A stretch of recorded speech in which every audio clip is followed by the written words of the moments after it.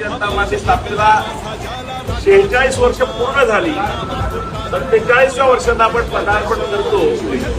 जगातला सर्वात मोठा पक्ष असा भारतीय जनता पार्टी आहे. त्या पक्षाचे आपण सगळे कार्यकर्ते आहोत. मला अतिशय आनंद होत आहे. एका विशिष्ट ध्येयाने खरं म्हणजे 1951 साली जे जनसंघाची स्थापना झाली त्या स्थापनेला 75 वर्ष यावर्षी पूर्ण होती. म्हणजे पक्षाला जरी 46 वर्ष झाली असतील तर विचारसरणीला 75 वर्ष पूर्ण झाली.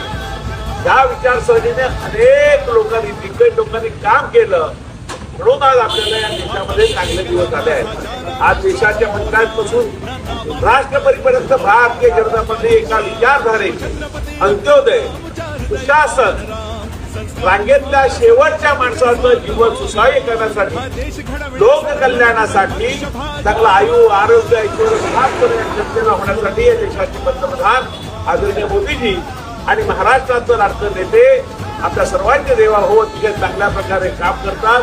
आपण मी सर्व कार्यकर्त्यांचा मनापासून आभार व्यक्त करेन की आपण त्याच निष्ठेने कुठल्याही प्रकारची अपेक्षा न ठेवता या भारतीय जनता पार्टी वसई विधान जिल्ह्यामध्ये आपला खासदार आपले तिन्ही आमदार आणि आपले 43 नगरसेवक आज तुमच्या सगळ्यांच्या भेटीवर निवडून आले. मी तुम्हाला सगळ्यांना मनापासून शुभेच्छा देतो.